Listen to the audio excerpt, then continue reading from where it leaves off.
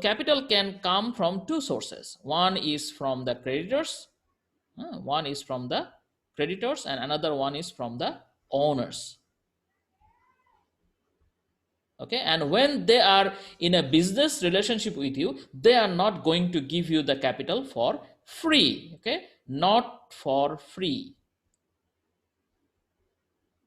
So what do they want in return?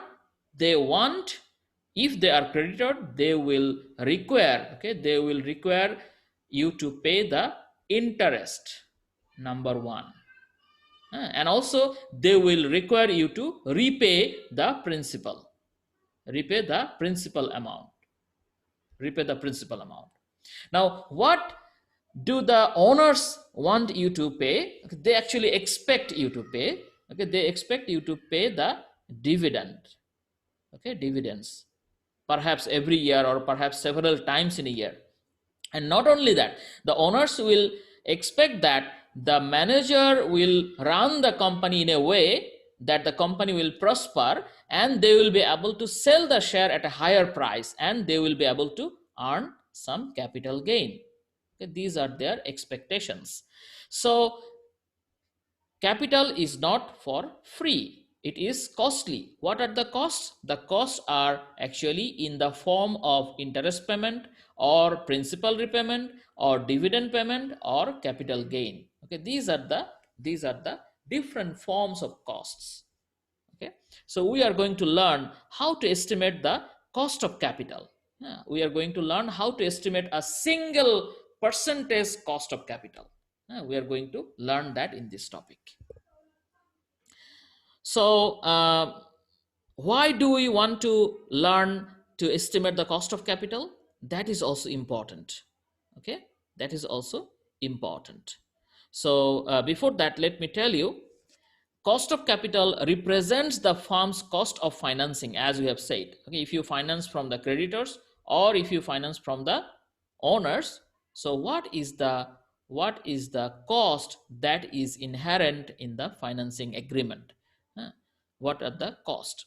And this is the minimum rate of return. This is the minimum rate of return that your business must earn. Okay, must earn to survive, must earn to increase the firm value. What do we mean by that? Let's say our cost of capital, after all the estimation, let's say our cost of capital is 12%. So whenever we are bringing in capital from any source, on an average we have to return 12% to them. Now when we invest this $1,000 in a business, when we invest it, how much return should we get? If we get a return of 12% again, then what will happen? All the return, 12% of 1,000 is 120. So the whole amount of 120 must be given back to the capital providers. So 12% return is not sufficient. If you just earn 12%, you can just repay the capital providers and keep nothing more. So what you will have to do? You will have to earn more than that. You will have to generate the rate of return from your investment more than 12%. Okay, more than 12%. So if you do not know what is the cost of capital, how can we set a target? Okay, how can you set the target? How much is our minimum required rate of return from a particular business investment? This is why estimation of cost of capital is very important. So cost of capital actually helps us to set a minimum rate of return from a business investment. This is why estimation of cost of capital is very important. You have learned that the ultimate goal of a financial manager is to maximize shareholder wealth. And maximization of shareholder wealth is possible only when you increase value. Increase value of the firm. Increase the value of the firm. So if you raise $1,000 capital for 12% cost, and from that $1,000 you make a profit of 120, that means the same 12%, and get it back to the capital providers, then the value of the business is not increasing. Okay, so if you want to increase the value of your business, then you must generate rate of return greater than the cost of capital. And if you want to do that, you have to know the cost of capital. This is why it is very important to learn the cost estimation of cost of capital.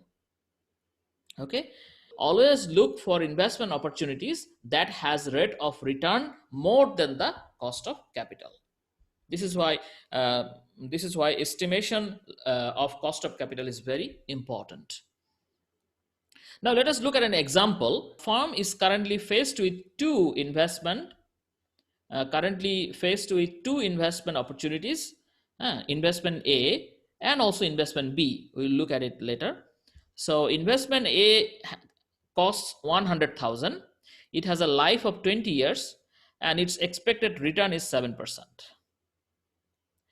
And for investing 100,000, the company needs to raise this 100,000. So what is the only source? Not actually only, it is the least costly, that means cheap source is bond, issuing bond or borrowing money. And the borrowing will require 6% interest rate. So because the firm can earn 7% on the investment of funds that cost only 6%, so what we will do, we will recommend this investment because you are earning more than the cost of the capital. In that case, we will recommend this investment. Now let us think about another example, investment B. Okay, here the cost is the same. 100,000 investment will be required. It has a life of 20 years and expected return of 12%. But the financing source is only 14%. So what will be your recommendation? Okay, let us forget about A. Let us think about investment B standalone, on a standalone basis. So will we invest in investment B? We should not invest here because it will provide us 12%, but we actually need to pay 14% to the capital providers. Now another question. Now if your company has your company can raise fund both from debt and also equity, then what will happen? What if instead the firm uses a combined cost of financing?